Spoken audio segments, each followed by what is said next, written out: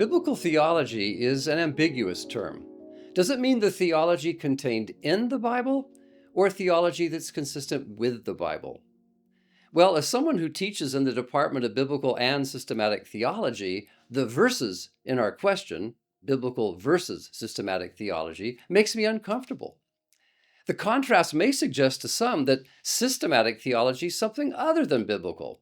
And I don't want to give anyone more ammunition for thinking that systematics is not biblical. The danger, of course, is real. Not everything contemporary theologians say does accord with Scripture. But by the same token, I don't want people to think automatically that biblical theology is always theological either, because as practiced in the modern academy, it often isn't. So, where did this distinction come from and why does it matter? Let me first address the question about the origin of this distinction and then save why I think it's important for later. Once upon a time, there was no such thing as biblical versus systematic theology. For 18 centuries or more, exegesis and theology were joined at the hip. Theology was essentially a conceptual exposition of Scripture. It wasn't until the modern era that what was originally joined together was put asunder. And it all started with Johann Gopler's 1787 inaugural lecture on the proper distinction between biblical and dogmatic theology and the specific objectives of each. Gopler objected to the way people in his day used proof text to support this or that confessional statement. Biblical scholars should check their theological commitments at the Academy's door, he insisted, and limit themselves to historically describing the biblical author's ideas of God in their own terms. And Gopler named this project of giving objective historical descriptions of the biblical author's ideas true biblical theology, and he distinguished it from what he called pure biblical theology, the attempt to assess what in those time-bound theologies had universal significance. And the systematic theologian's work was that of organizing and making those truths intelligible, well downstream of biblical theology. His main intention was to distinguish between the theology that was in the Bible and theology that was Lutheran, Reformed, or something else, a theology imposed upon the Bible. Now, it sounded promising, but there are two problems with Gopler's approach. First, he assumed that biblical scholars can achieve a presuppositionless objective neutrality. And you don't have to be postmodern to wonder whether that's possible. And then second, he failed to explain how one's supposed to purify the contents of the Bible to separate the gold of universal truth from the dross of cultural particularity. Well, the dream of objective historical scholarship lived on.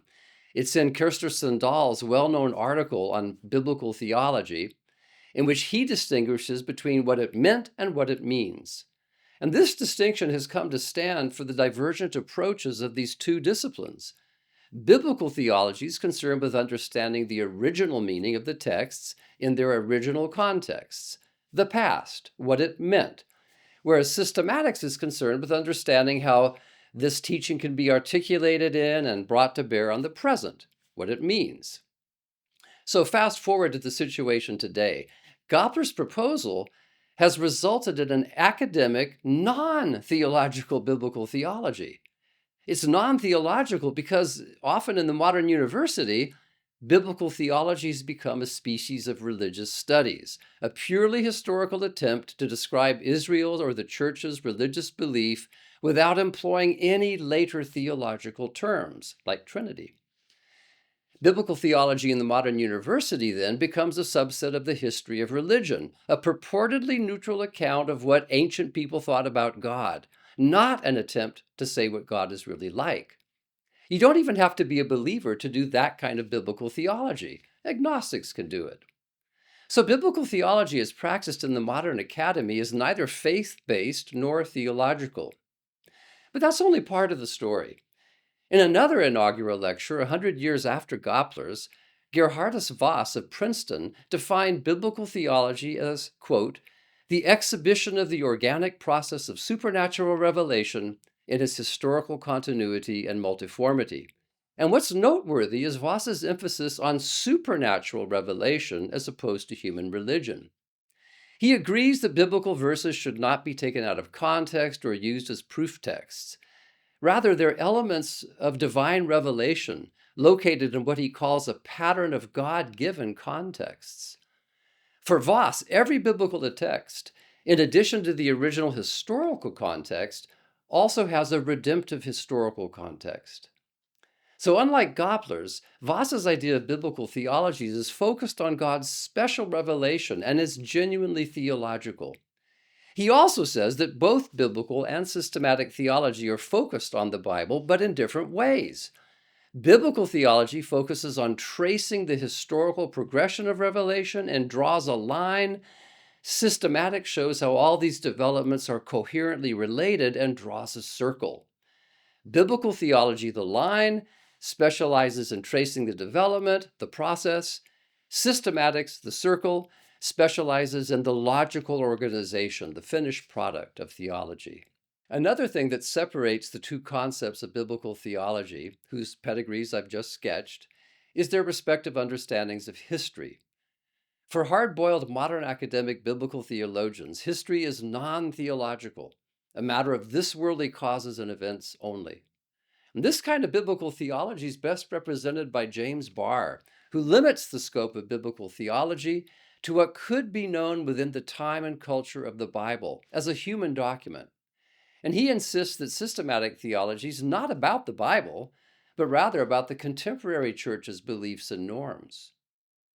Now, what began with Gopler as a division of labor has become in the modern university an ugly ditch and great divorce. The irony is that in the university, biblical theology is often not theological, and systematic theology is often not biblical. Now, the situation in evangelical seminaries is more promising. We're trying to turn the sword implied by verses into the plowshare of both and. My colleague D.A. Carson is a good example of a bridge builder. He sees the two disciplines as engaged not in battle, but in a back and forth dialogue. Systematics depends on biblical theology's synthesis of the results of exegesis, yet biblical theology presupposes the central truths of systematics, such as the Trinity. Both are therefore part of what we could call the virtuous hermeneutical circle. Carson, nevertheless, sometimes speaks as if biblical theology is closer to the Bible. For example, he suggests that systematics imposes its system, gleaned from elsewhere, onto the biblical texts. I see things a bit differently. I believe that both biblical and systematic theology at their best are equally biblical and equally theological, but in different ways and at different levels. There's nothing wrong with wanting to expound the theology of the Bible in its own historical setting, terms, and thought forms, as long as we remember that ultimately all those terms and forms make up a unified and coherent, because divinely inspired, truth. Systematic theology's faith-seeking understanding of that inspired, unified truth, and it serves the church by expressing that truth in terms and thought forms that people today can understand. Systematic theology is as biblical studies, but on a different level. Exegesis focuses on getting the Greek and Hebrew grammar right. Biblical theology focuses on understanding the biblical authors in their own terms. But systematics is about getting the grammar of God right. And to do so, it focuses on what and who the biblical authors are talking about.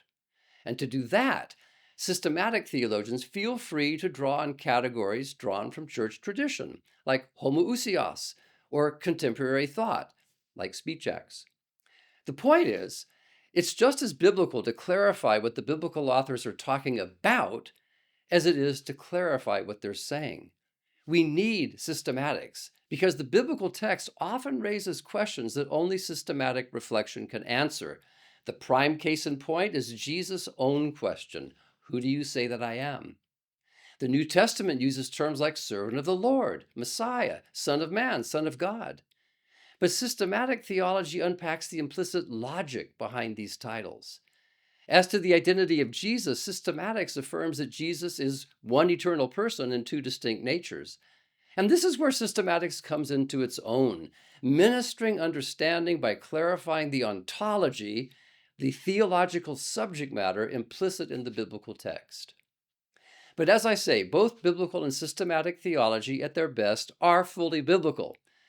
Biblical theology explores the historical length and width of the text. Systematics its ontological breadth and depth. Biblical theology describes what the biblical authors said in their own context to their own readers. Systematic searches out the logic of what the original authors said so that Christians today can say the same thing in different terms. Let me put it like this. Theology is most biblical when it involves more than academic biblical theology. When rightly understood, both biblical and systematic theology are vital ingredients to reading the Bible well, vital ingredients for making mature disciples. What theology has brought together, let no man put asunder.